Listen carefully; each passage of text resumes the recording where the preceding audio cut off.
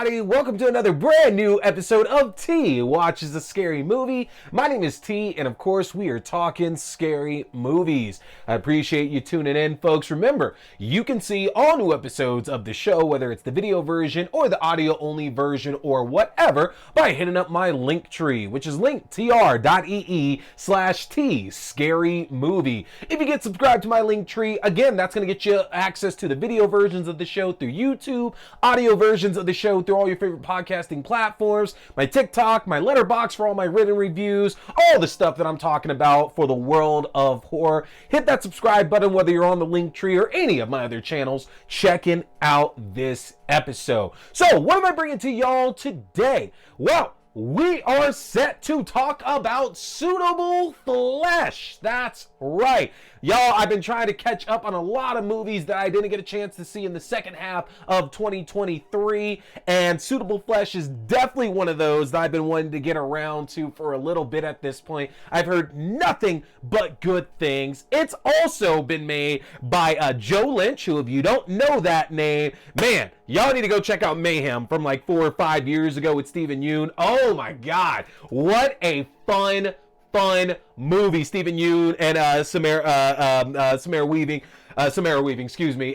Fantastic workplace, violent black comedy. It's so good. And also, Joe Lynch also happened to do Wrong Turn 2 Dead End, which is one of the better entries in the Wrong Turn series. Frankly, I mean, they're all pretty fun, even though I'm very partial to the first one and then the most recent one. But Wrong Turn 2 is pretty good. But let's just jump right on into it. Now, Suitable Flesh tells the story of Dr. Elizabeth Derby, played by Heather Graham, who stumbles upon a new patient, Asa Waite, played by Judah Lewis, who is having trouble at home with his father.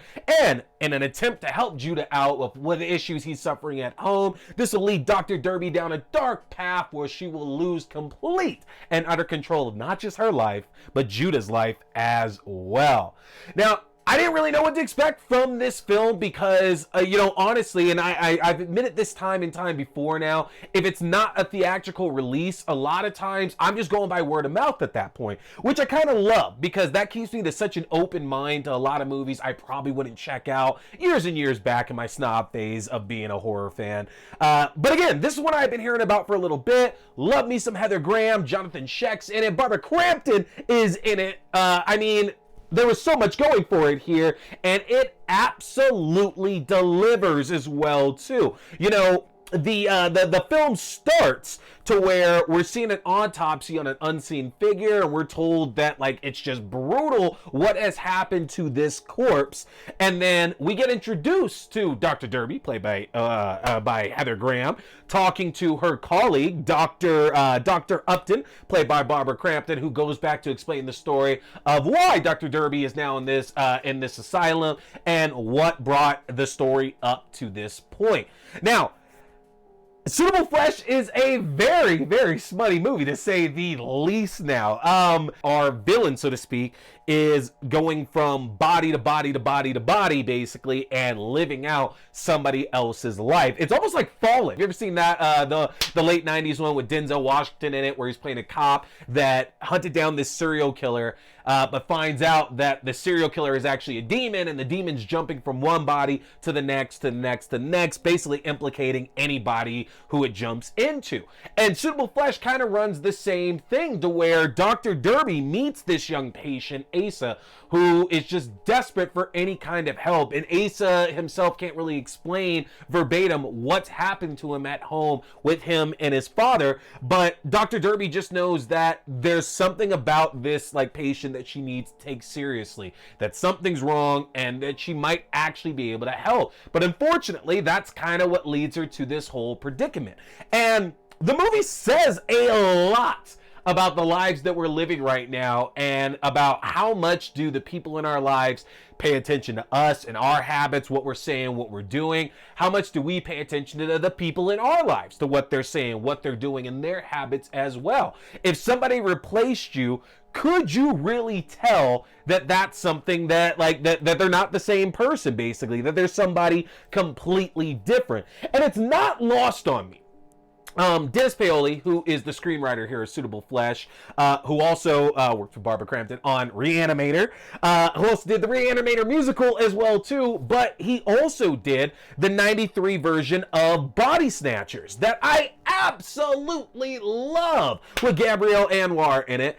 And it's interesting because that's kind of the point of like Body Snatchers as well too, is that like all these pod people are basically able to infiltrate the earth and start taking over because we're just not all that cognitive. We are not recognizing that the people around us are not the same people that we saw there before.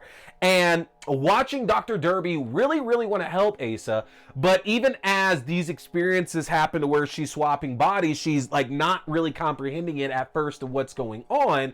Things just keep getting desperate and desperate. And I won't lie, the first 15 minutes or so, I was trying to work out what was going on, and so I really started getting the feeling that I wasn't liking it.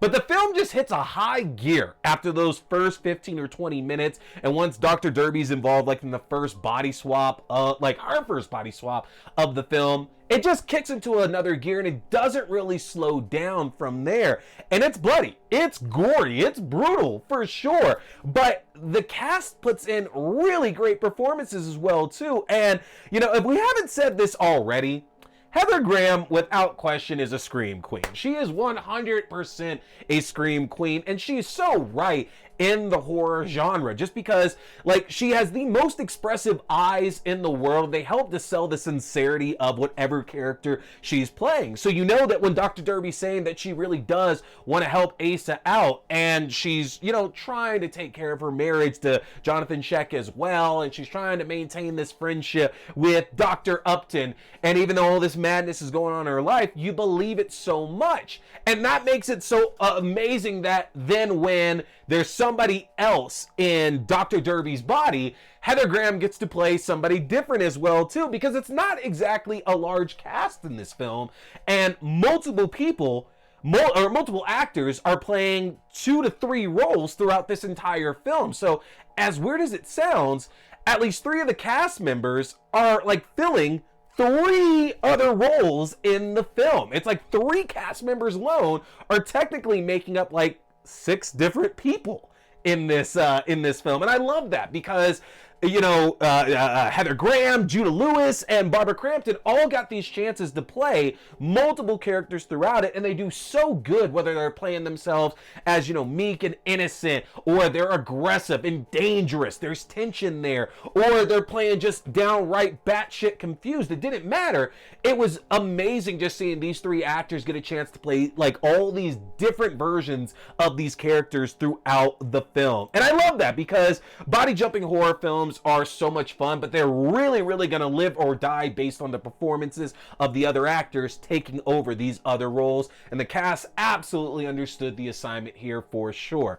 Now, in terms of scares, you know, this is not one that I think is really going to like scare anybody, to say the least, but I will say that the way the film kind of goes about issues with mental health and putting this like supernatural spin on it, there is for sure going to be some uncomfortableness watching a lot of this film for sure. But either way, you got to check it out for yourself to see what you think about that. So let me know in the comments, because Suitable Flesh is available for you to watch on Prime Video right now. Go check it out. Let me know in the comments if you saw it, what you thought of it, and make sure you're staying tuned, because folks, I got more reviews coming for you this week. We're going to get to Satanic Hispanics, and we're also going to be talking warm bodies this week as well too. So hit that subscribe button, and if there's something that you want me to check out here on the show, put it in the comment section as well, folks. I absolutely want to check out all these horror gems that y'all are trying to get everybody else to see. Put it in the comment section. I will get to it this year for sure, y'all. But that's going to do it for me today. Remember, go back and check out my past videos, because I am giving away a free digital copy of Eli Roth's Thanksgiving, which hits physical media tomorrow, January 30th. If you want a digital copy of that movie, you got to go back and watch previous episodes, answer some trivia questions so you can earn some points and get a chance to win yourself a free copy of Thanksgiving, folks. But that's it for me right now. I appreciate you tuning in. My name is T. We've been talking scary movies. Stay scared.